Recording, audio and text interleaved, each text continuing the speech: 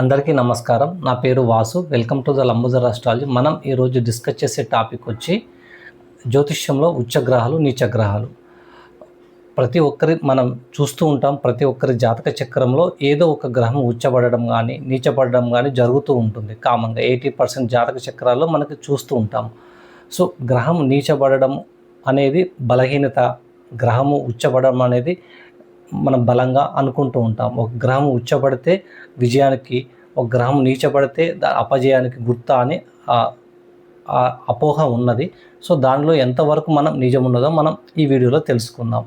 ఒక గ్రహము ఒక స్థానంలో ఎందుకు ఉచ్చ స్థితికి ఎందుకు వెళ్తుంది, అదే గ్రహం మరొక స్థానంలో ఎందుకు నీచబడుతుంది, సో దీనికి గల కారణాలు ఏంటో చూసుకొని ఒక్కొక్క గ్రహానికి ఉచ్చ నీచాలు ఎందుకు వచ్చాయి, 7 ప్లానెట్స్ గురించి, మరియు ఉచ్చబడితే ఎలాంటి ప్రొఫెషన్స్ ఉంటాయి, నీచబడితే ఎలాంటి ప్రొఫెషన్స్ ఉంటాయి, ఎలాంటి కారకత్వాలు వస్తాయి అనేది ఈ వీడియోలో మనం నేర్చుకుందాము. సో ఒక గ్రహము ఎందుకు ఉచ్చ స్థానంగా పరిగణిస్తారు ఒక స్థానంలో అంటే, ఒక గ్రహానికి ఆ స్థానంలో లేదా ఆ రాశిలో తనకు కావలసిన వసతులు, సౌకర్యాలు, ఆ గ్రహతత్వానికి కావలసిన వసతులు, ఆ సౌకర్యాలు అన్నీ పూర్తిగా ఉన్నప్పుడు ఆ గ్రహం ఆ స్థానంలో ఉచ్చస్థితి చెందుతుంది. అదే గ్రహం మరొక స్థానంలో ఎందుకు నీచబడుతుంది అంటే, ఆ గ్రహతత్వానికి కావలసిన వసతులు, సౌకర్యాలు లేనప్పుడు ఆ గ్రహం నీచబడుతుంది. సింపుల్గా మనం అర్థం చేసుకోవాలంటే దీన్ని ఎలా అనేది మనం ఎలా ఒక 2 ఎగ్జాంపుల్స్లో చూస్తే మనకు క్లారిటీగా వస్తుంది. ఒక బైక్ రేస్ మొదలు పెట్టారండి. బైక్ రేస్లో ఏం చేశారు, ఒక 2 వ్యక్తులు పాల్గొన్నారు. 2 వ్యక్తులకి 2 బైక్స్ ఇచ్చారు. ఒక వ్యక్తికి ఒక బైక్, ఇంకో వ్యక్తికి ఇంకో బైక్.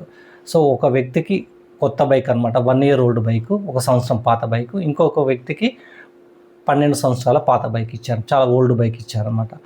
సో అది కూడా ఎలా అంటే, ఇతనికి కొత్త బైక్ ఎందుకు ఇవ్వాలి, ఇతనికి పాత బైక్ ఎందుకు ఇవ్వాలి, అది నిర్ణయం ఎలా జరిగిందంటే, లాటరీ సిస్టమ్ వేశారు, చీటీ సిస్టమ్ వేస్తే ఒకరికి కొత్త బైక్ వచ్చింది, ఒకరికి పాత బైక్ వచ్చింది. సో నథింగ్ పర్సనల్ బయాస్, ఇతనికి చెందాలి, ఇతనికి ఎందుకు కొత్త బైక్ వచ్చిందని మళ్ళీ డౌట్ వస్తుంది, ఇతనికి ఎందుకు పాత బైక్ వచ్చింది, అది పూర్వజన కర్మానుసారంగా ప్రారంధ కర్మ అనమాట.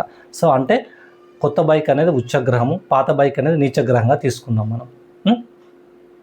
అతనికి ఎందుకు ఇతనికి వచ్చిందో ప్రారంధ కర్మ అని అనుకోండి. అలా ఆ విధంగా పూర్వజన్మ కర్మానుసారం ఒకరికి ఇది, ఒకరికి అది, ఆ బైక్ వచ్చింది. సో ఇద్దరికి బైక్ రేస్ స్టార్ట్ చేశారండి. స్టార్ట్ చేశాక ఒక డెస్టినీ ఉంటుందిగా, ఒక పాయింట్కి రీచ్ అవ్వాలి 2 బైకులు అనేసి. సో పాత బండికి ఏముందంటే క్లచ్ సరిగా లేదు, బ్రేకులు సరిగా పడవు, చైన్ కొంచెం సతాయిస్తుంది. సో బండి ట్రబుల్గా ఉందన్నమాట, కొద్దిగా ప్రాబ్లమేటిక్గా ఉంది. నడవదని కాదు, నడుస్తుంది కానీ కొద్దిగా ప్రాబ్లమేటిక్గా ఉంది. అదే కొత్త బైకు అన్ని కండిషన్, 1 year old బైక్ కదా, అన్ని condition, everything is perfect, CC power అంత బాగుందన్నమాట బైక్లో. సో ఇద్దరు ఒకటే పాయింట్ నుంచి స్టార్ట్ చేశారు. ఎండ్ పాయింట్ కూడా ఒకటే దగ్గరికి వెళ్ళాలి ఇద్దరు కలిసి. ఆ ఎండ్ పాయింట్కి వెళ్ళేటప్పుడు హైవేలో 100 kilometers ఉంది. సో ఇద్దరు బయలుదేరుతున్నారు.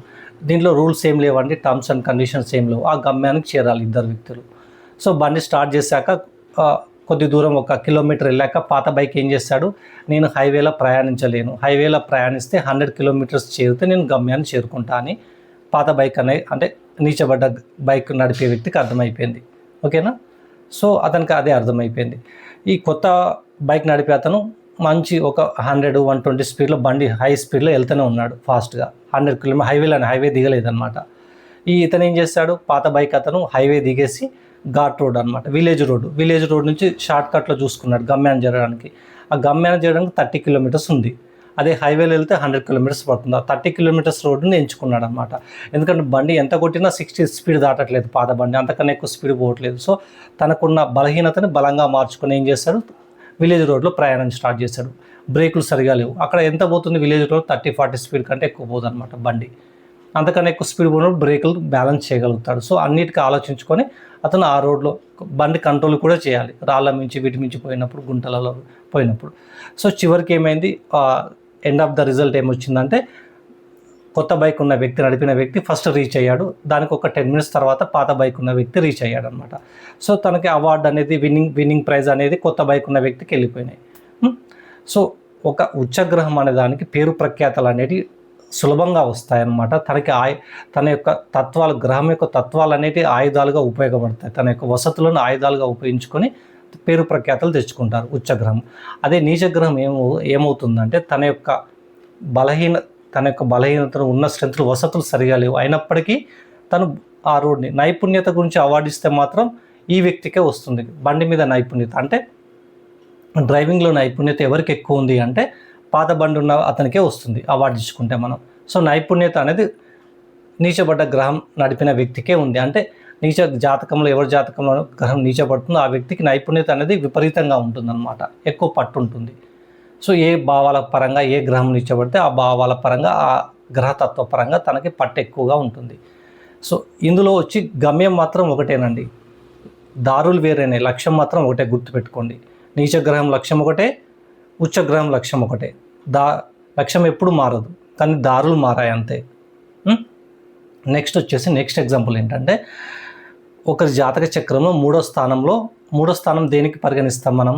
మూడో స్థానం హ్యాండ్స్ అనమాట, చేతులు, హ్యాండ్స్ అనమాట. ఇట్లా చూసుకుంటాం, హ్యాండ్స్కి పరిగణిస్తారు, చేతులకి. సో ఆ పరిగణించే స్థానంలో కుజుడు నీచపడిపోయారు ఒక జాతక చక్రంలో. అంటే నీచపడడం వల్ల, బలహీనంగా ఉండడం వల్ల అతని చేతులు చాలా పల్చగా, సన్నగా ఉన్నాయన్నమాట. అదే ఇంకొకరి జాతకంలో మూడో స్థానంలో లగ్నం నుంచి ఉచ్చస్థితి పొందాడు. ఉచ్చస్థితి పొందడం వల్ల ఆ జాతకుడికి హ్యాండ్స్ అనేది మంచి జిమ్ బాడీ, మజిల్ బిల్డింగ్ చేసుకొని చాలా మంచి కండలు పెంచుకొని ఉన్నాడు. సో ఈ ఇద్దరు వ్యక్తులు గమనిస్తే ఈ ఎగ్జాంపుల్లో మనకి ఏమర్థమవుతుందంటే, ఆ జిమ్కి వెళ్ళే వ్యక్తి ఉచ్చగ్రహం అనేది, అతను ఉదయం సాయంత్రం జిమ్కి వెళ్తాడు, హ్యాండ్స్ని రోజుకి 20-30 సార్లు అద్దంలో చూసుకొని మజిల్ బిల్డింగ్ చేస్తుంటాడు. అస్తమానం తన ఫోకస్ అంతా ఎక్కడ ఉంటుంది? ఆ చేతుల మీదనే ఉంటుంది.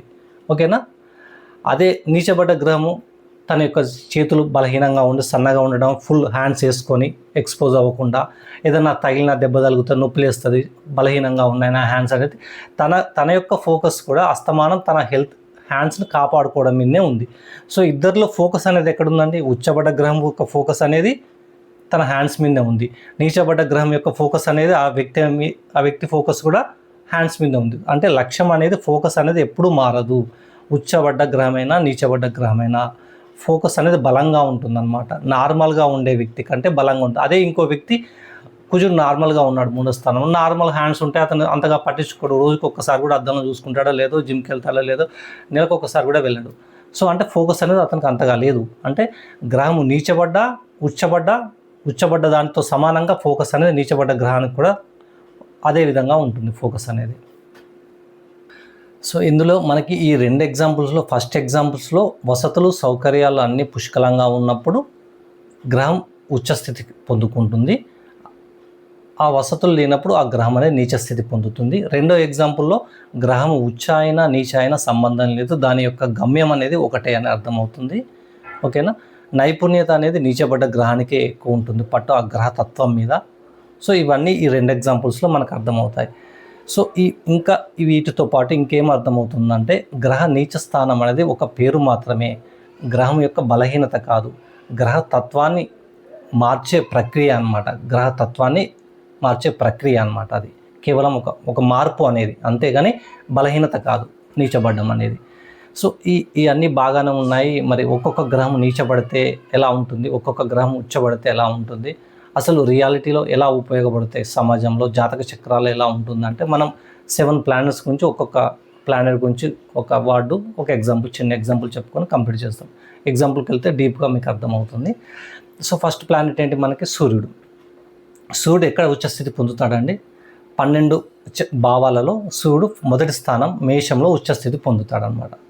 కాలపురుషులో మొదటి స్థానం మేషంగా పరిగణిస్తారుగా. మేషం 1 అంటే ఏంటంటే, 1వ స్థానం మేషం అంటే తను, అంటే నేను, నాది, నా ఇమేజ్, నా ఐడెంటిటీ అనేది సూర్యుడికి ఇమేజ్ కావాలిగా. సూర్యుడికి ఇమేజ్, పేరు ప్రఖ్యాతలు కావాలి. నాది అనే దానికి సూర్యుడు బాగా ఇష్టపడతాడనమాట. సో ఆ తత్వం ఒకటి. నాయకత్వ లక్షణాలు 1వది నేను అనేదే, నేను లీడ్ చేస్తాను అనేది నాయకత్వ లక్షణాలు పుట్టిందే 1వ స్థానం నుంచి. సో ఆ కారకత్వాలన్నీ 12 భావాల్లో ఈగో ఒకటి. సెల్ఫ్ రెస్పెక్ట్ అనేది మెయిన్గా ఉంటుంది సూర్యుడికి. సెల్ఫ్ రెస్పెక్ట్ అని మనం తెలుసుకున్నాం సూర్యుడి నుంచి.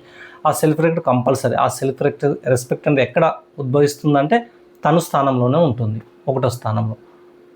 సో అవన్నీ పర్ఫెక్ట్గా ఎక్కడ సింక్ అవుతాయి 12 భావాల్లో? అక్కడనే సింక్ అవుతాయి. సరే మూడో స్థానంలో యుగో ఇచ్చాం అనుకోండి, సెల్ఫ్ రెస్పెక్ట్ యుగో ఇచ్చాం. మూడో స్థానం అంటే కమ్యూనికేషన్ కూడా వస్తుంది. కమ్యూనికేషన్ స్థానంలో యుగో ఉంటే ఎవరన్నా వ్యక్తపరచగలుగుతారా? తను చెప్పాలనుకుంది చెప్పలేరు.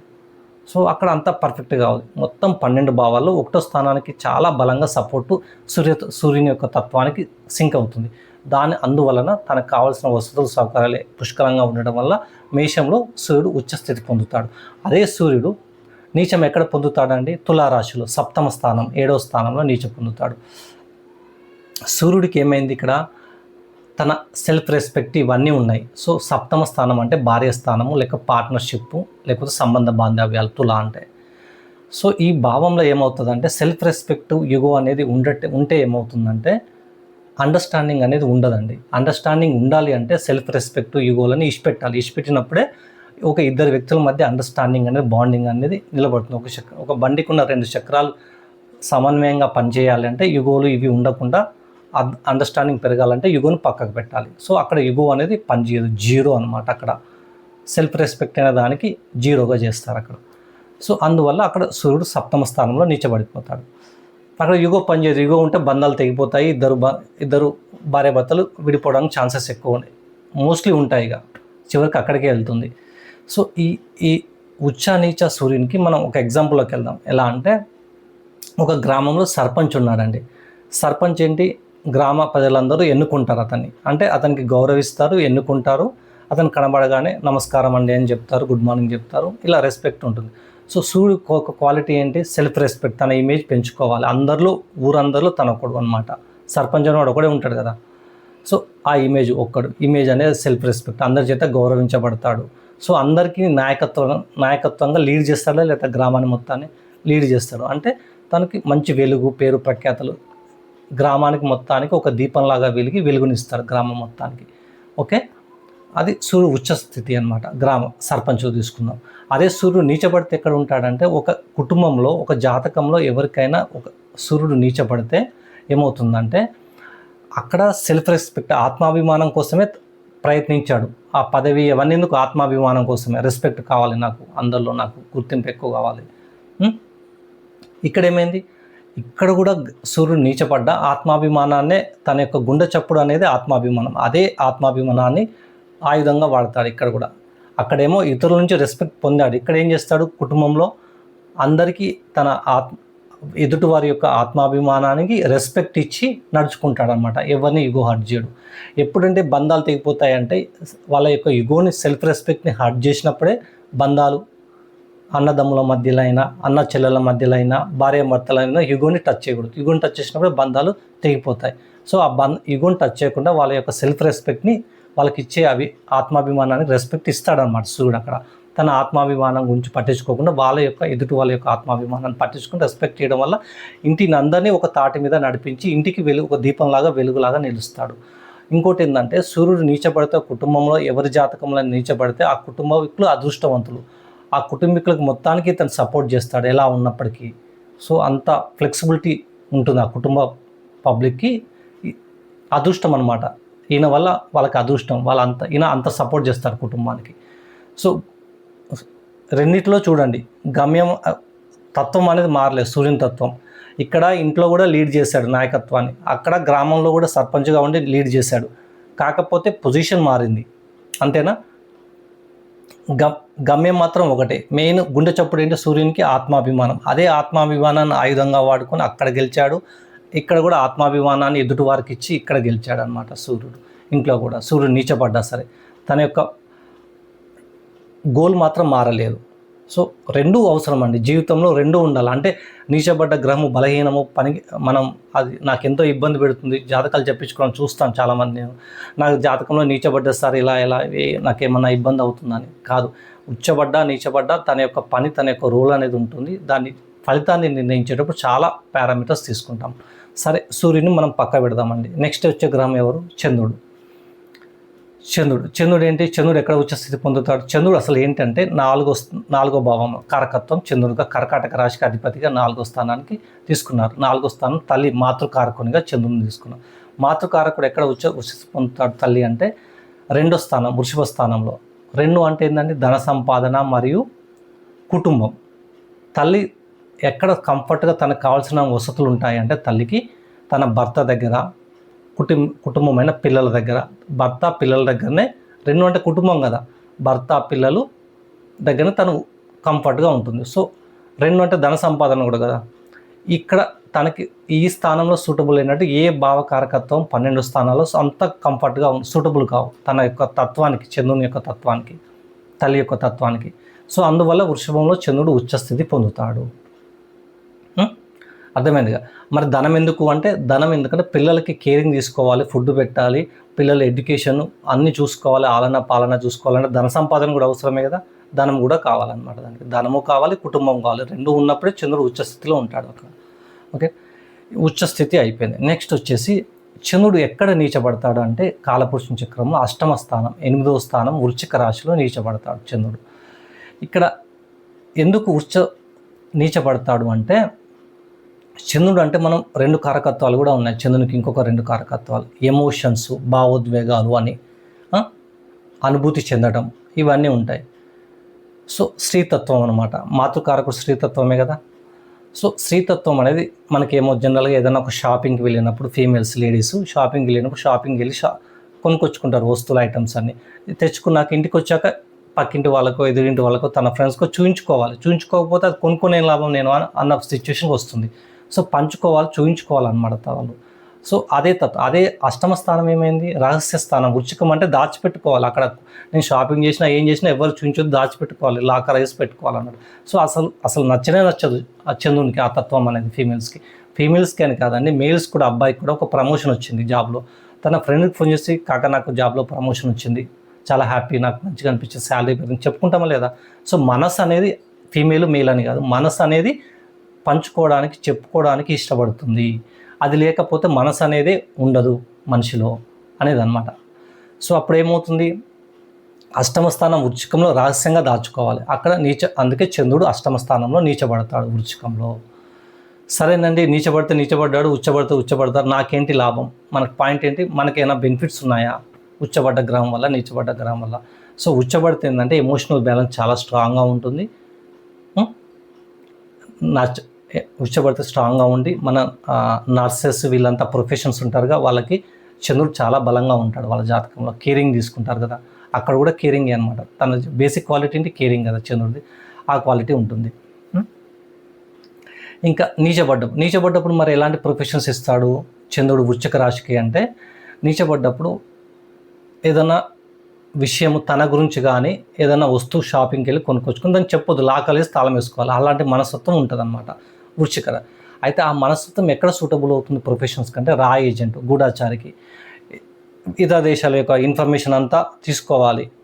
తన గురించి ఎవరికైనా చెప్తాడా, నేను గూఢాచారిని, పలానా దేశం గూఢాచారి, చెప్పలేడు. అంటే రహస్యంగా ఉంచాలి. ఆ తత్వం అనేది అక్కడ చాలా బాగా సూటబుల్ అవుతుంది రహస్యంగా ఉంచడానికి.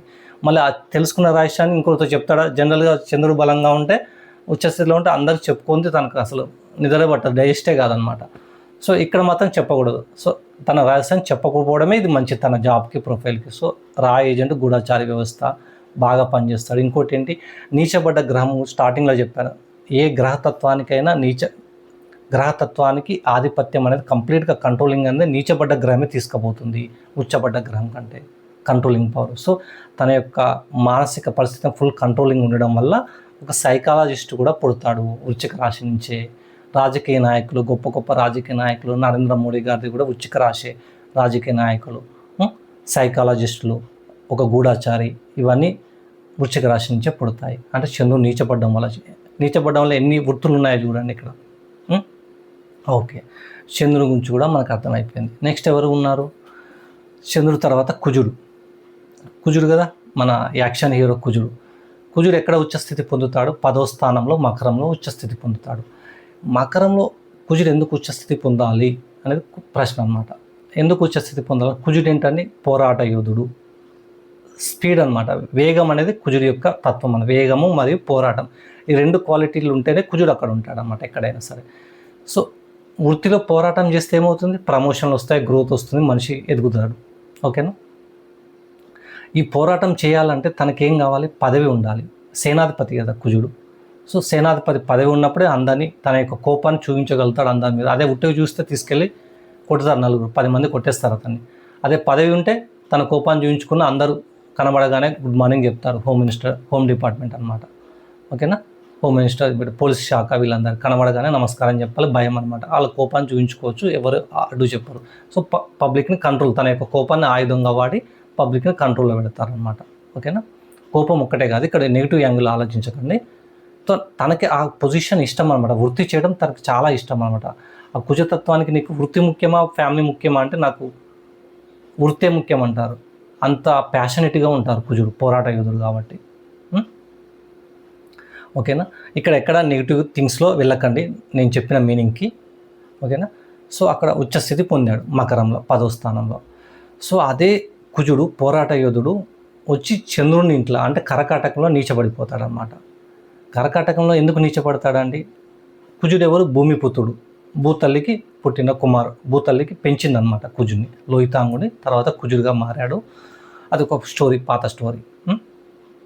అందులో తల్లి దగ్గరకు వచ్చేసరికి విపరీతమైన ప్రేమ కుజుడికి. తల్లి అంటే, తల్లి దగ్గరకు వచ్చేసి తల్లి ఒడిలో పనుకుంటాడు ప్రశాంతంగా, మానసిక ప్రశాంతత కోసం. అంత ప్రేమ తల్లి మీద కుజుడికి.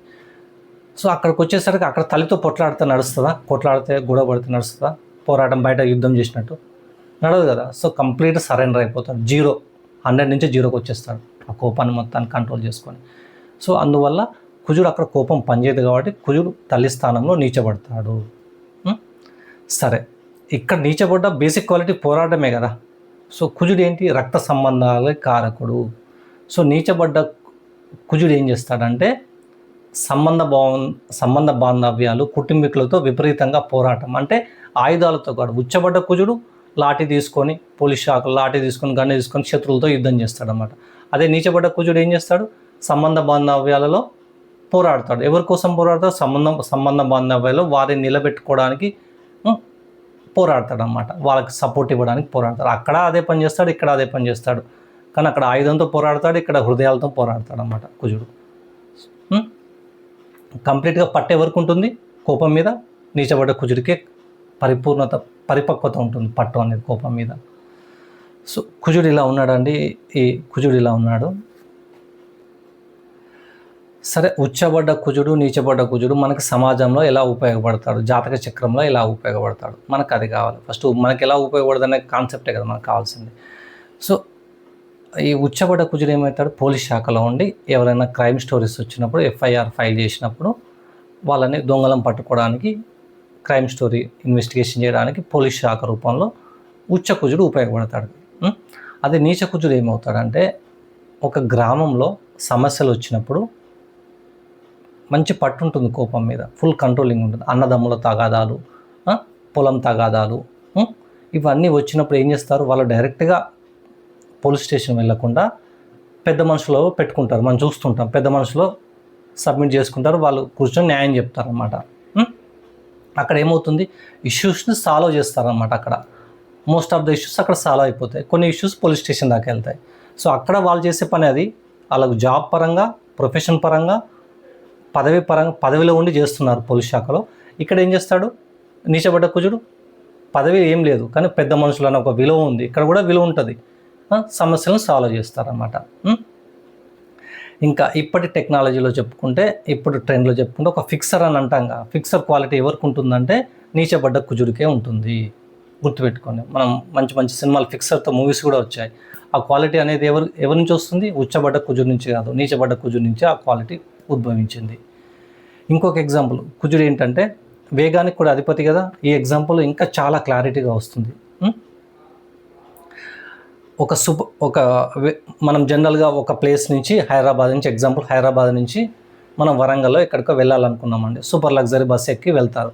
జనరల్గా వెళ్తే ఏముంది, నాన్ స్టాప్ బస్సు డైరెక్ట్గా కొడితే ఒక 3-4 అవర్స్లో వెళ్ళిపోతుంది. ఓకేనా, ఫాస్ట్గా ఎక్కడ స్టాప్ ఉండదు, మంచి లగ్జరీ కంఫర్ట్, సెమీ స్లీపర్ ఉంటుంది, హ్యాపీగా వెళ్ళిపోతాం. ఏసీ అయితే ఏసీ.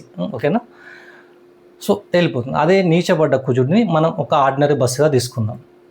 ఒక ఆర్డినరీ బస్సు ఏం చేస్తుంది? ప్రతి విలేజ్కి వెళ్తూ, అది 3-4 అవర్స్ కాదండి, అది మినిమం ఒక 8 అవర్స్ పడుతుంది. ప్రతి విలేజ్కి వెళ్ళి పబ్లిక్ని ఎక్కించుకుంటుంది. అక్కడ ఉన్న కూరగాయల బుట్టలు అన్నీ పెట్టుకుంటారు, పబ్లిక్ నిలబడతారు ఆర్డినరీ బస్సులో. అదే సూపర్ లగ్జరీ బస్సులో సీట్ల వరకే టికెట్లు ఇస్తారు, ఎవరు నిలబడి ఉండరు, సెమీ స్లీపర్ ఉంటుంది, దాంట్లో ఏముండదు. ఆర్డినరీ బస్సులో మనకు అందరు తెలుసు. సో ఆ క్వాలిటీ అందరిని ఎక్కించుకుంది. కానీ సూపర్ లగ్జరీ బస్సు ఒక 50 మెంబర్స్ని క్యారీ చేస్తే ఉం? అదే ఆర్డినరీ బస్సు 200 మెంబర్స్ని క్యారీ చేస్తుంది. అర్థమవుతుంది కదా ఇక్కడ. ఇది హైవే మీద వెళ్తుంది సూపర్ లగ్జరీ బస్సు ఉచ్చగ్రహము. అదే నీచగ్రహం ఏమవుతుంది, నీచబడ్డ కుజుడు వెలాసిటీ కదా ఆర్డినరీ బస్సు, ప్రతి ఊరికి ఆక్కుండా వెళ్తుంది. కానీ ఎక్కువ ప్యాసింజర్స్ని ఏది మోస్తుంది చెప్పండి, ఆర్డినరీ బస్సే మోస్తుంది. ఎక్కువ పబ్లిక్ సహాయం దేనివల్ల వస్తుంది, ఆర్డినరీ బస్సు వల్లనే వస్తుంది. ఉచ్చబడ్డ అంటే సూపర్ లగ్జరీ వల్ల కాదు. అదే సపోజ్ మనం జర్నీ చేయాలనుకుంటే ఏది ఎంచుకుంటాము, సూపర్ లగ్జరీ బస్సు కావాలనుకుంటాం, హాయిగా సెమీ స్లీపర్ ఏసీ ఉంటుంది, నిద్రపోవచ్చు. అదే ఒక బస్సు కొనాలి అనుకున్నాం అనుకో మనం ట్రావెలింగ్కి, ఏది కొనుక్కుంటాం, ఆర్డినరీ బస్సు కొనుక్కుంటాం. కొనుక్కుంటే ఏంది, విలేజ్ రూట్లలో వేయచ్చు, అవసరమైతే మనం నడపచ్చు దాన్ని, సూపర్ హైవే మీద నడపచ్చు. హైవే మీద నడిపినా సూపర్ లగ్జరీ అంతా స్పీడ్ పోతుంది. కాకపోతే ఆల్టింగ్స్ ఎక్కువ ఉంటాయి ఆర్డినరీ బస్సుకి. అంటే నీచబడ్డ గ్రహము బలహీనమని కాదు, దాని యొక్క పర్పస్ వేరు అనమాట. ఆ పర్పస్ వేరు, దాని యొక్క ఉద్దేశం వేరు, దాని యొక్క గమ్యం వేరు, దాని యొక్క కర్మలు వేరు. కాబట్టి అది అలా తిరుక్కుంటూ వెళ్తుంది. అంతేగాని బలహీనత అనేది నీచబడ్డ గ్రహం బలహీనం అనేది కాదు. సో రెండింటికి వెలాసిటీ ఉంది, రెండింటికి స్పీడ్ ఉంది, అన్నీ ఉన్నాయి. సో డైరెక్షన్స్ వేరు, గమ్యం మాత్రం చివరికి డెస్టినీ మాత్రం ఒకటే అనమాట, ఒకటే ప్లేస్కి వెళ్తాయి చివరికి. రెండిట్లో మీరు ఎనలైజ్ చేయండి, ఊహించుకోండి, మీకు చాలా అద్భుతంగా అర్థమవుతుంది ఈ ఎగ్జాంపుల్లో. సో ఉచ్చబడ్డ గ్రహము కుజుంది అయిపోయింది, నీచబడ్డ గ్రహం అయిపోయింది. నెక్స్ట్ వచ్చేసి బుధ భగవానానికి వెళ్దాం. బుధ భగవానుడు ఏంటంటే ఎక్కడ ఉచ్చ పొందుతాడు, బుధుడు క్యాలిక్యులేటర్ కదా, అంత క్యాలిక్యులేషన్ ఇస్తాడు లాభ నష్టాలన్నీ. సో ఆయన ఎక్కడ ఉచ్చస్థితి పొందుతాడు, కన్యా రాశి. కన్యా అంటే ఏంది, కాలపురుష చక్రంలో 6వ స్థానం, సర్వీస్ సెక్టార్ అన్నమాట. గివ్ అండ్ టేక్ పాలసీ, నీకేం కావాలో తీసుకో, నాకు ఇది కావాలి, నాకు ఇది కావాలి, నాకు ఇది కావాలి, నీకు ఇది కావాలో తీసుకో, గివ్ అండ్ టేక్ పాలసీ అనమాట. సో అక్కడ ఉచ్చస్థితి పొందుతాడు. అందుకని అంటే తనకు ఫ్రీగా ఏమి చేయడు. అదే బుధుడు ఎక్కడ నీచబడతాడని 12వ స్థానం మీనంలో. 12వ స్థానం అంటే ఏంది, ఖర్చు పెట్టడం ఒకటి. బుధునికి ఏది ఖర్చు పెట్టడం ఈజీగా ఇష్టం ఉండదు బుధునికి, క్యాలిక్యులేటెడ్ మైండెడ్ కదా. మెయిన్ ఇంకోటి ఏంటి, 12వ స్థానం అంటే దానాలు చేయడం, అవన్నీ దానం చేస్తే నాకేంటి, ప్రతిదాన్ని లెక్కలేసే బుధుడు ఫ్రీగా దానం చేయమంటే చేస్తాడా, చేయడు కదా. సో బుధుడు అక్కడ అందుకని మీన స్థానంలో 12వ స్థానంలో నీచబడతాడు. ఇక్కడ ఉచ్చస్థితి ఎందుకంటే ప్రాఫిట్ మైండెడ్ అనమాట, బిజినెస్ మైండెడ్ అనమాట బుధుడు. సరే ఉన్నాడండి ఉచ్చ బుధుడు, నీచ బుధుడు. సో రియాలిటీలో మనకి ఎలా ఉపయోగిస్తాం, ఉచ్చ బుధుడు ఏమవుతాడంటే ఒక చార్టెడ్ అకౌంటెంట్ అవుతాడు. ప్రతిదాన్ని ఒక కంపెనీ యొక్క ఎనాలిసిస్ బ్యాలెన్స్ షీట్ని తయారు చేసి ప్రాఫిట్ లెక్కలని, ప్రాఫిట్ లాస్ని, అన్ని వేరియేషన్స్ని, ఎక్స్పెండిచర్ అన్నీ లెక్కలేసి క్లియర్ కట్గా నీకు ఇన్ని లక్షల, ఇన్ని వేలు, ఇన్ని వందల రూపాయల లాభం వచ్చిందని రూపాయలతో సహా పైసలతో సహా లెక్కలేసి చెప్తాడు. అదే నీచ బుధుడు ఏం చేస్తాడంటే తను కూడా క్యాలిక్యులేటరే, నీచ బుధుడు ఏం తక్కువేం కాదు, ఇద్దరు క్యాలిక్యులేటర్లే. కాకపోతే నీచ బుధుడు ఏం చేస్తాడంటే మనుషుల యొక్క మనోభావాలని క్యాలిక్యులేషన్ చేస్తాడనమాట. మనుషుల యొక్క మనోభావాలను క్యాలిక్యులేట్ చేసి రచయితగా మారిపోతాడు. ఒక రచయితకు కావాలి అంటే ఏం కావాలి, అతనికి బుధుడు నీచబడి ఉన్న వాళ్ళే రచయితలు, మోస్ట్ ఆఫ్ ద పీపుల్ రచయితలు అవుతారు. దాంతోపాటు ఇంకా వేరే గ్రహాలు కూడా తోడవాలి. మెయిన్గానే బుధుడు నీచబడి ఉంటాడనమాట వారికి. సో నీచబడ్డ కారకత్వం అయినా ఉంటుంది, అట్లీస్ట్ డైరెక్ట్గా కాకపోయినా. సో రెండిట్లో క్యాలిక్యులేటరే అండి. అక్కడ పదాలతో క్యాలిక్యులేషన్ చేస్తాడు రచయిత, ఇక్కడ ఉచ్చబడ్డ బుధుడు క్యాలిక్యులేటర్ తీసుకొని సిస్టమ్ మీద అకౌంట్స్లో క్యాలిక్యులేషన్ చేస్తాడనమాట. సో రెండింటి యొక్క గమ్యం ఒకటే, దారులు మాత్రం వేరు. ఓకేనా. సో నీచబడ్డ వృత్తులు కూడా గ్రహానికి బుధుడు నీచబడ్డం వల్ల ఒక రచయితలు, ఫేమస్ రైటర్లు వీళ్ళంతా జాతకాల్లో, మోస్ట్ ఆఫ్ ద జాతకాల్లో నీచబడి ఉంటాడు, కారకత్వ పరంగా అయినా డైరెక్ట్ బుధుడు స్థానపరంగా అయినా. సో ఈ విధంగా కూడా నీచబడ్డ తత్వం ఉపయోగపడుతుంది. ఇంకా నెక్స్ట్ వచ్చేసి బుధుని తర్వాత మన గురు భగవానుడు, జ్ఞానకారకుడు, జ్ఞాన భండారానికి అధిపతి. ఈయనేమవుతుందంటే ఈయన ఎక్కడ ఉచ్చస్థితి పొందుతాడండి, 4వ స్థానమైన గృహము, ఇంటిలో. సో గృహము, ఇల్లు నడపడానికి, ఇంట్లో గైడెన్స్ ఇవ్వడానికి 4వ స్థానం. వినయం అనేది చంద్రుడి నుంచి ఎక్కువ ఉంటుంది. అందరిలో వినయంగా ఎవరు ఎక్కువ ఉన్నారంటే చంద్రుడే వినయంగా ఉంటాడనమాట. గుడ్ మార్నింగ్ సార్ అని చెప్పడము, నమస్కారాలు చేయడం. సో గురువుకి మెయిన్ ఏం కావాలంటే రెస్పెక్ట్ కావాలన్నమాట. రెస్పెక్ట్ అనేది ఇవ్వాలి గురువుకి. గురువుకి ఎప్పుడైనా రెస్పెక్ట్ లేని చోట సూర్యుడు ఉండడు, గురువు ఉండడు అనమాట. గురువు ఏమి ఆశించడండి ఎవరి నుంచి, కనిపించినప్పుడు ఒక రెస్పెక్ట్ ఒకటి ఎక్స్పెక్ట్ చేస్తే చాలు. ఏ సలహా అడిగినా ఏది అడిగినా చెప్పి వెళ్ళిపోతాడు అనమాట గురువు. ఏమి ఎక్స్పెక్ట్ చేస్తాడు, ఆస్తులు ఏమి ఎక్స్పెక్ట్ చేయడు గురువు. సో ఉచ్చబడ్డ గురువు అది ఎక్స్పెక్ట్ చేస్తాడు అనమాట. అందువల్ల కర్కాటకంలో ఉచ్చస్థితి పొందుతాడు. మరి నీచస్థితి ఎక్కడ ఉండిపోతాడు, అదే గురువు జ్ఞానకారకుడు ఆచార్యుడైన గురువుని తీసుకెళ్ళి 10వ స్థానంలో నువ్వు పొద్దున 9 నుంచి రాత్రి 6 వరకు పనిచేయి అంటే వృత్తి స్థానంలో పెడితే అతను అసలు నచ్చదు, డైజెస్ట్ కాదు. నేను జ్ఞానాన్ని పంచడానికి ఉన్నా, జ్ఞానాన్ని నేర్చడానికి ఉన్నాను. నన్ను ఉదయం సాయంత్రం దాకా పని చేస్తే ఇంటికి వెళ్ళగానే నేను అలసిపోయి నిద్రపోతాను. నేను జ్ఞానం ఎప్పుడు నేర్చుకుంటా, బుక్ పట్టుకొని ఎప్పుడు చదువుకుంటా, నలుగురికి జ్ఞానం ఎట్లా పంచుతా? నాకు అసలు సూటబులే కాదు అది, ఆ పొజిషన్ అనేసి అక్కడ మకరంలో నీచబడిపోతాడు గురువు. సో ఉచ్చ నీచలైనవి. మరి ఉచ్చబడితే ఏముంటుంది? గురువు ఉచ్చబడితే ఏంటంటే జ్ఞానాన్ని శోధించి, జ్ఞానాన్ని విపరీతంగా నేర్చుకొని, జ్ఞానాన్ని నలుగురికి పంచుతాడనమాట, పంచే విధానంలో. సో ఒక హెచ్ఓడి కానీ, ఒక ప్రొఫెసర్ల రూపంలో మనకి యూనివర్సిటీ ప్రొఫెసర్లు, అసిస్టెంట్ ప్రొఫెసర్లు, వీళ్ళంతా ఉచ్చస్థితి ఉన్నవాళ్ళు అనమాట, జ్ఞానాన్ని పంచేవాళ్ళు. అదేవిధంగా ఒక గురువు నీచపడితే ఎలా ఉంటుందంటే, జాతక చక్రంలో చూడండి, ఏ లగ్నానికైనా, మేష లగ్నానికి కాదు వేరే లగ్నాలకు చూడండి, దశమంలో గురువు ఉన్న వాళ్ళని నేను చాలామంది జాతకాలు చూశాను. వాళ్ళకి జీవితంలో ప్రమోషన్ మీద ప్రమోషన్ వెళ్ళిపోతుంటారు. అడ్డంకులు అనేటివి ఉండవు. ఎందుకు అంటే గురువు వృద్ధికారకుడు. ఏ భావాన్ని ఉంటే ఆ భావాన్ని జీవితం మొత్తం వృద్ధి చేసుకుంటూ పోతాడనమాట. సో నీచబడ్డ గురువు ఎలా అంటే హెచ్ఆర్ అనమాట. గురువు ఏంటంటే ఒక ఇంటర్వ్యూలో ప్రశ్నలు అడగాలి. ఏ ప్రశ్న అతనికి సూటబుల్ అవుతుంది, ఏ పొజిషన్కి అనేది నిర్ణయించేది ఎవరు? గురువే కదా. సో హెచ్ఆర్ పొజిషన్స్ వాళ్ళు, వీళ్ళంతా నీచబడ్డ గురుతత్వానికి, డైరెక్ట్గా నీచబడినక్కర్లేదు, ఇండైరెక్ట్గా నీచబడినా సరిపోతుంది. సో ఆ కారకత్వాలు అన్నమాట. నీచబడ్డ 10వ స్థానంలో నీచబడితే గురువు బలం ఇవ్వద్దు కదా, బలహీనంగా ఉండాలి. కానీ జాతక చక్రంలో చూడండి 100కి 90% జాతకాల్లో గురువు 10వ స్థానంలో ఉన్న వారికి వృత్తిలో ఎటువంటి ఆటంకాలు ఉండవు. ప్రమోషన్స్ మీద ప్రమోషన్ వెళ్తూ ఉంటారు, లైఫ్ సాఫీగా వెళ్ళిపోతుంది. మరి ఇవ్వకూడదుగా, ఇస్తున్నాడుగా అక్కడ. మరి అంటే నీచత్వం అనేది బలహీనత కాదు అని మనకి ఇక్కడ అర్థమవుతుంది. సరే, గురువు అయిపోయారు. గురువు తర్వాత ఉన్నాడు మన రొమాంటిక్ హీరో శుక్రుడు అనమాట. శుక్ర భగవానుడు ఏంటంటే ఎక్కడ ఉచ్చస్థితి పొందుతాడు? మీనరాశిలో ఉచ్చస్థితి పొందుతాడు. మీనరాశి అంటే ఏంటి? కాలపురుషుల్లో 12వ స్థానం. శుక్రుడికి ఉండే క్వాలిటీ ఏంటంటే అందము, ఆకర్షణ, లగ్జరీ లైఫ్ మరియు క్రియేటివిటీ. ఈ 4 కరకత్వాలు మంచిగా ఉంటాయి, పుష్కలంగా ఉంటాయి. ప్రేమ అన్నమాట. సో 12వ స్థానంలో ప్రేమ, బెడ్ కంఫర్ట్ ఒకటి, క్రియేటివిటీ 12వ స్థానం. ఒక R&D ల్యాబ్ ఎస్టాబ్లిష్ చేసినప్పుడు, ఆ రీసెర్చ్ చేసినప్పుడు కొన్ని కోట్లలో ఇన్వెస్ట్మెంట్ చేస్తారండి. అంత ఇన్వెస్ట్మెంట్కి ఫలితంగా ఒక 2 మాలిక్యూల్సే కనిపెడతారు. ఎన్నో వేల మాలిక్యూల్స్ రీసెర్చ్ చేసి ఒక 2 మాలిక్యూల్స్ కనిపెడతారు. అంటే ఎక్స్పెండిచర్ అనేది విపరీతంగా అవుతుంది అక్కడ, ఖర్చు అనేది. అదేవిధంగా శుకుడికి ఏంటి? లగ్జరీస్, కంఫర్ట్ చాలా ఇష్టం అనమాట. సో లగ్జరీస్ కావాలంటే ఏం చేయాలి? డబ్బు ఎంత ఎక్కువ ఖర్చు పెడితే అంత లగ్జరీ దొరుకుతుంది మనిషికి. సో 12వ స్థానం ఖర్చు పెట్టడం కూడా కదా, ఓకేనా? ఖర్చు పెట్టడం కూడా అయిపోయింది. ఇంకా వచ్చేసి సో అందువల్ల శుక్రుడు అక్కడ క్రియేటివిటీ అయిపోయింది. ఈ కారకత్వాలను అక్కడ బాగా సూటపడడంలో ఉచ్చస్థితి మీనంలో. సరే, నీచం ఎక్కడ పొందుతాడు? కన్యా రాశిలో నీచ పొందుతాడు శుక్రుడు. సో కన్యా రాశిలో పొందినప్పుడు ఏమవుతుందంటే, ఎందుకు పొందుతాడంటే, కన్యా అనేది ఏంటి? Give and take policy. నాకేంటి నీకేంటి. శుక్రుడు ప్రేమకారకుడు కదా, నీకేంటి నాకేంటి అంటే నడవదండి. ఒక R&D ల్యాబ్ పెట్టినప్పుడు కొన్ని కోట్లలో ఇన్వెస్ట్మెంట్ అవుతుంది. చివరికి ఒక 2 years 10 years ఒక 2 మాలిక్యూల్స్ ఇన్వెంటరీ చేస్తారు, డిస్కవరీ చేస్తారు. దానివల్ల మళ్ళీ 100 years వరకు, లైఫ్ స్పాన్ వరకు ఫుల్ ఫ్లెడ్జ్గా ఇన్కమ్ వస్తుంది. దానికి 10 ఇన్కమ్ వస్తుంది. కానీ స్టార్టింగ్లో విపరీతమైన ఖర్చు అవుతుంది. బుధుడు అలా ఒప్పుకోడండి. ఫస్ట్ నాకు ఏదైనా ఇన్వెస్ట్మెంట్ చేస్తున్నారో దానికి రిటర్న్ ఇమీడియట్గా కనపడాలి అక్కడ. బుధుడు క్యాలిక్యులేటెడ్ మైండెడ్ కదా చాలా. సో ఆ పాలసీ అనేది కన్యలో అసలు నచ్చదు. ప్రేమ దేన్ని కోరుకుంటుంది? త్యాగాన్ని కోరుకుంటుందంట, మన అందరికి తెలుసు. సో అక్కడ నాకేంటి నీకేంటి, ప్రేమలో నాకేం లాభం అంటే నడుస్తుందా? నడుస్తుంది. అందువల్ల శుక్రుడు అక్కడ కన్యా రాశిలో నీచపడిపోతాడు. సరే, ఈ నీచ ఉన్నాయి. మరి ప్రొఫెషన్స్ ఏంటి? వాటెప్పుడు ప్రొఫెషన్స్ వచ్చేసి ఉచ్చ శుక్రుడికి ఏంటంటే ఈ ఆకర్షణ, బ్యూటీషియను, ఇవి కారకత్వాలు ఉంటాయి కదా, బ్యూటీషియన్స్, ఇవి కారకత్వాలు. అందం, ఆకర్షణ, సెలబ్రిటీసు, ఇవన్నీ ఉచ్చ శుక్రునికి వెళ్ళిపోతాయండి. నీచ శుక్రునికి వచ్చేసి, నీచ శుక్రునికి ప్రొఫెషన్స్ ఉన్నాయంటే, నీచ శుక్రునికి మంచి ప్రొఫెషన్స్ ఉన్నాయి. అక్కడ గుండె చప్పుడు శుక్రుంది ఏంటి?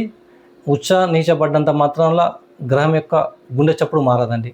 అక్కడ కూడా గుండె చప్పుడు ఏంటి? ఉచ్చ స్థానంలో కూడా ప్రేమ, ఆకర్షణ, అందం. నీచబడ్డ శుక్రుడు కూడా అదే పని చేస్తాడు, ఫ్యాషన్ డిజైనర్. అక్కడ అందాన్ని, ఆకర్షణని సెలబ్రిటీలు వాళ్ళు పొందుతారు. ఆ ఆకర్షణను డిజైన్ చేసేది ఎవరు ఇక్కడ? మళ్ళీ నీచబడ్డ శుక్రుడే డిజైన్ చేస్తాడు. ఆ ఫ్యాషన్ డిజైనింగ్ చేసి ఆ డ్రెస్సెస్ అన్నింటిని ఎవరు డిజైన్ చేస్తారు? నీచ శుక్రుడే డిజైన్ చేస్తాడు. ఇంకా వచ్చేసి నీచ శుక్రుడికి ఇంకొక ప్రొఫెషన్ కూడా ఉందని మనం చూస్తుంటాము. ఒక శిల్ప కళాకారుడు శిల్పాన్ని చెక్కుతాడు అందంగా. సో శిల్పాన్ని అందం ఎక్కడ ఉంటే శుక్రుడు అక్కడ ఉంటాడు. మళ్ళీ అది నీచ ఉచ్చ శుక్రుడు సంబంధం లేదు. అందం ఎక్కడ ఉంటే శుక్రుడు అక్కడ ఉండాల్సిందే కంపల్సరీ. సో శిల్పాన్ని చెక్కుతాడు. శిల్ప కళాకారుడు కూడా నీచ శుక్రుడు ఉంటాడు. ఓ అందమైన తత్వాన్ని తీయాలి శిల్పం రూపంలో. సో అదేంటంటే శిల్ప కళాకారుడికి ఒక శుక్రుడే కాదు, శుక్రుడితో పాటు కుజుడు కేతు కూడా ఇన్వాల్వ్ అవుతాడు కాబట్టి ఒక శిల్పాన్ని తయారు చేయగలుగుతాడు. మెయిన్ కారకత్వం ఏంటి? శుక్రుడు దిగాలి అక్కడ అందం రావాలి అంటే. ఇలా ఉచ్చ నీచగల శుక్రుడు అయిపోయింది. నెక్స్ట్ వచ్చేసి మన శని భగవానుడు కర్మకారకుడు. కర్మకారకుడు ఏంటి? శని భగవానుడు కదా. శని భగవానుడు ఉచ్చం ఎక్కడ పొందుతాడంటే తులారాశిలో ఉచ్చ స్థితి పొందుతాడు. సంబంధ బాంధవ్యాలు. శని యొక్క పట్టు ఎలా ఉంటుందో తెలుసుగా. మకర రాశికి అధిపతి కూడా శనిగా. మొసలి ఒక్కసారి పట్టిందంటే వదలదు ఏ జంతువునైనా. సో శని కూడా అంతే, పట్టిందంటే వదలడిగా. సో అంత మొండి పట్టుదల. ఆ మొండి పట్టుదలని భరించాలి అంటే ఎవరు భరిస్తారు? స్నేహితులు భరించలేరు. వర్క్లో ఎవరు ఎన్విరాన్మెంట్ ఫ్రెండ్స్ భరించలేరు, ఎవరు భరించలేరు. అంత మొండి పట్టుదలను భరించాలి అంటే సంబంధ బాంధవ్యాలు, రక్త సంబంధికులే భరిస్తారు. అదే పిల్లలు ఎంత సతాయించినా పేరెంట్స్ ఏమైనా ఆశయించుకుంటారా? అసలు ఆశయించుకోరు. నా పిల్లవాడే అని ప్రేమగా చూసుకుంటారు. సరే పోనీ తను ఉంటే అలా ఉండని తప్పే ఉంది అనుకుంటాం. సో అందువల్ల ఆ మొండితనం అనేది ఎక్కువగా ఉంటుంది సంబంధ బాంధవ్యాల దగ్గర. ఇంకోటి శని ఎక్కడ ఇష్టపడతాడంటే తను సేవింగ్స్ ఇష్టపడతాడా, లేకపోతే పబ్లిక్ యొక్క రిలేషన్స్ని బాగా ఇష్టపడతాడు. సంబంధ బాంధవ్యాల నిలబెట్టుకోవడానికి చాలా రెస్పాన్సిబిలిటీ కర్మకారకుడుగా. సో సంబంధ బాంధవ్యాల దగ్గరనే కర్మలు ఉండేవి. అన్నదమ్ములు, భార్య, పిల్లలు, పేరెంట్స్, ఇవన్నీ కర్మలు కదా, రెస్పాన్సిబిలిటీస్ కదా. సో ఆ తత్వాలన్నీ, శని యొక్క తత్వాలన్నీ ఎక్కడ సూటబుల్ అవుతాయి? బాగా ఈ తులారాశిలో సూటబుల్ అవుతాయి అన్నమాట. సో తులారాశిలో సూటబుల్ వల్ల అక్కడ ఉచ్చస్థితి. ఎక్కడ నీచపడతాడు? మేషంలో నీచపడతాడు. మేషం అంటే ఒకటి, నేను ఒక్కనే ఉంటాను, నా ఇమేజ్ అంటే శనికి అసలు నచ్చదన్నమాట. శని అంత మొండివాడు ఏమైనా సరే అయినప్పటికీ పబ్లిక్ రిలేషన్స్ని, సంబంధ బాంధవ్యాలని ఇష్టపడతాడు శని. అక్కడ నీచబడిపోతాడు. తన యొక్క క్వాలిటీ సింక్ అవ్వవు అక్కడ. ఇంకోటి మేషం ఏంటి? చాలా అగ్రెసివ్ నేచర్. శని ఏంటి? నేను నిదానంగా పోతా కానీ పర్ఫెక్ట్నెస్తో పోతాను నేను. కానీ కుజుడు అలా కాదు కదా. మేషం ఫాస్ట్ ఇమీడియట్గా హై స్పీడ్ ఉండాలంటే అసలు నచ్చదు అక్కడ. అందువల్ల నాకు ఇక్కడ నచ్చదని అక్కడ సరే నీచమైపోతాడు శని మేషంలో. సరే ఉచ్చ శనికి శనికి ప్రొఫెషన్స్ అంటే చాలా ప్రొఫెషన్స్. బిజినెస్ మైండ్లు అందరూ, పెద్ద వాళ్ళందరూ ఉచ్చ శని తత్వాలు ఉన్నవాళ్ళు. ఉచ్చ శని ఏంటంటే సేవకులను చాలా బాగా చూసుకుంటాడు అన్నమాట. ఉచ్చ శని ఉన్న వాళ్ళ జాతకంలో సేవకులను నొప్పించారు. వాళ్ళకి శని డిఫాల్ట్గా ఉచ్చ స్థితిలో ఉన్నాడు కదా. అంతేకాకుండా నీచపడ్డప్పుడు ఏమవుతుందంటే అదే శని వృత్తులు ఏమవుతాయంటే ఒక జైలరు, ఒక ఆర్మీ ట్రైనర్ అనమాట. సేవకుడే యజమాని అయ్యాడు అక్కడ, అంతే కదా. అడ్మినిస్ట్రేటర్ అయ్యాడుగా, పదవి వచ్చింది కదా మేషం అంటే. ఆ అడ్మినిస్ట్రేటర్ పదవి వచ్చేసరికి జైలర్గా మారిపోతాడు, ఆర్మీ ట్రైనర్గా. ఒక సేవకుడే యజమాని అయితే సేవకుల యొక్క అడుగు మూమెంట్ తెలుసు అనమాట. దానివల్ల ఫుల్ కంట్రోలింగ్ ఉంటుంది. ఇక్కడ ఉచ్చ శని కూడా అంతే, సేవకులను చాలా బాగా చూసుకుంటాడు. నీచ శని కూడా అంతే, వాళ్ళకి ఫుల్ కంట్రోలింగ్ ఉంటాడు. వాళ్ళని ఒక క్రమశిక్షణలో పెడతారు. క్రమశిక్షణకు అధిపతి కూడా ఈయన శనే కదా. ఒక జైలర్గా ఉండి వాళ్ళని కంట్రోల్లో పెడతారు. ఒక ఆర్మీ ట్రైనింగ్ ఉండి వాళ్ళకి ట్రైనింగ్ సిస్టమేటిక్, చాలా టఫ్ ట్రైనింగ్ అనమాట. ఇవ్వాలి అంటే అక్కడ ఒక సేవకుడే యజమాని కావాలన్నమాట. సేవకుని యొక్క ఆలోచనలన్నీ తెలుస్తాయి కదా, యజమానికి తెలుస్తాయి. అందువల్ల ఒక సేవకుడే యజమానిగా మారిపోవడం వల్ల అలాంటి వృత్తులని నీచబడ్డ శని కూడా అలాంటి వృత్తులను ఇస్తారన్నమాట ఆర్మీ ట్రైనర్గా. సో ఈ వీడియోలు అన్నీ విన్న తర్వాత మనకేమర్థం, మనం ఈ 7 ప్లానెట్స్లో చూసినప్పుడు మనకేమర్థం అవుతుంది అంటే నీచబడ్డ గ్రహము, నీచత్వం అనేది గ్రహానికి ఒక బలహీనత కాదు, తన యొక్క గ్రహం యొక్క తత్వాన్ని వ్యక్తపరిచే విధానాన్ని మార్చే ప్రక్రియ అన్నమాట. ఇంకోటి, మన ప్రకృతిలో పనికిరాని వస్తువునంటూ ఏది ఉండదన్నమాట. ప్రకృతి సృష్టించదు అలాంటి వస్తువుని. మరి జ్యోతిష్యంలో నీచబడ్డ గ్రహము బలహీనమా అనేది మనకి ఆ పాయింట్ చాలామంది భయపడుతుంటారు, చూస్తుంటాను. సో నీచబడ్డ గ్రహం యొక్క పర్పస్ కూడా, తన యొక్క కర్మలు కూడా ఉన్నాయి. అదేమి పేరు మాత్రమే, అది ఒక బలహీనత కాదు, మార్చే ప్రక్రియ అన్నమాట. గ్రహతత్వాన్ని వ్యక్తపరిచే విధానాన్ని ఒక స్థానం నుంచి ఇంకో స్థానానికి మార్చే ప్రక్రియ మాత్రమే. ఇప్పుడు ఇంకా చెప్తాను, జాతకంలో ఉచ్చబడ్డ గ్రహాలు ఇచ్చే నెగిటివ్ ఎఫెక్ట్ ఏంటో, నీచబడ్డ గ్రహాలు ఇచ్చే ఎఫెక్ట్స్ ఏంటో చెప్తాను, మంచి ఫలితాలు ఏంటో. వృషభ లగ్నానికి శుక్రుడు, లగ్నాధిపతి అయిన శుక్రుడు, లగ్నాధిపతి 6వ స్థానాధిపతి, తుల 6 కదా. ఉచ్చస్థితి ఎక్కడ ఉంటాడు? మీనంలో ఉంటాడు. అంటే ఏంటి? 11వ స్థానంలో. 6, 11 ఓకేనా. 1వ స్థానం. 6వ స్థానం ఏంటి? శత్రువులు అనమాట. రుణాలు, శత్రువులు. ఆయన ఉచ్చస్థితిలో ఉన్నాడు. వృషభ లగ్న జాతకుడికి శుక్రుడు ఉచ్చస్థితి పొందితే మీనంలో జాతకుడు ఒక్కసారి రుణాలలో డబ్బులు ఎవరికన్నా ఇస్తే తిరిగి అడిగే శక్తి ఉండదు వాళ్ళకి. సరెండర్ అయిపోవాలి తప్పితే కానీ వాళ్ళని అడగలేడు, డబ్బులు తీసుకోలేడు వెనక్కి. రుణాలు కూడా విపరీతంగా పెరిగిపోతాయి అన్నమాట. రుణాల జోలికి వెళ్ళకూడదు. ఇక్కడ గ్రహం ఉచ్చస్థితి పొందిందిగా, మరి బ్యాలెన్స్ చేయాలిగా, చేయదు. అక్కడ శత్రువే బలవంతుడయ్యాడు, జాతకుడు బలహీనం అయిపోయాడు అన్నమాట. తుల ఎందుకు అంటే మూల త్రికోణం దేని అంటారంటే వృషభం అంటారా, తులను అంటారు. తులను అంటారు కాబట్టి తుల బలవంతుడు అంటే 6వ స్థానం, కాంపిటేటర్, శత్రువు బలవంతుడు అయిపోయాడు. సో ఈయన ఏం చేయలేడు వాళ్ళని. చూసా, ఉచ్చబడ్డం అనేది కూడా ఒక నెగిటివ్ క్వాలిటీ ఉంది. అంటే ఉచ్చ నీచాలు అనేది నా మీనింగ్ ఏంటంటే ఉచ్చ నీచాలతో సంబంధం జాతక ఫలితాన్ని నిర్ణయించారు. సరే, నీచత్వం ఉన్న గ్రహాలు కూడా చాలా బలంగా సహాయపడతాయి. తులా లగ్నానికి గురువు నీచబడిపోయాడు 4వ స్థానంలో. 3వ స్థానాధిపతి 6వ స్థానాధిపతి. 3, 6 పూర్ణ పాపులు. 3, 6 కలిస్తే పూర్ణ పాపత్వం వచ్చింది గురువుకి. ఆ పాపత్వం నీచబడ్డం మంచిది. నీచబడితే శత్రువులు ఉండరు, తగ్గిపోతారు. చాలా శత్రువులు బలహీనులు అనమాట. సో అది ప్లస్ పాయింటే కదా. అక్కడ అదే గురువు ఉచ్చబడితే ఇంకెక్కువ వాళ్ళే బలవంతులు అవుతారు. సో బలహీనత అనేది కూడా జాతకానికి చాలాసార్లు మేలు చేస్తుంది. ఇంకా చాలా చాలా ఎగ్జాంపుల్స్ ఉంటాయండి జాతకాన్ని బట్టి. చాలా కొన్ని 100 రకాల ఎగ్జాంపుల్స్ ఉంటాయి ఉచ్చకి నీచకి. సో నేను అబ్జర్వ్ చేసింది రియల్ లైఫ్లో ఏంటంటే నీచబడ్డ గ్రహాలు. ఇంకోటి తులా లగ్నానికి కుజుడు కర్కాటకంలో నీచబడిపోయాడు. అంటే ఏంటి? 10వ స్థానంలో కుజుడు నీచబడిపోయాడు. అంటే నీచత్వం వృత్తిలో అతనికి ఏమి ఉండదనే కాదు, కుజుడు దశమంలో దిగ్బలం పొందుతాడు. మరి దిగ్బలం పొందితే ఏముంది, తన యొక్క రాయల్టీ మొత్తం, తన పవన్ అక్కడ చూపిస్తారన్నమాట. సో అది మంచి యోగంగానే మారుతుంది. నీచత్వం అనేది అక్కడ పని చేయదు అక్కడ. సో నీచత్వం అనేది ఒక పేరు మాత్రమే. థ్యాంక్ యూ అండి, నమస్కారం.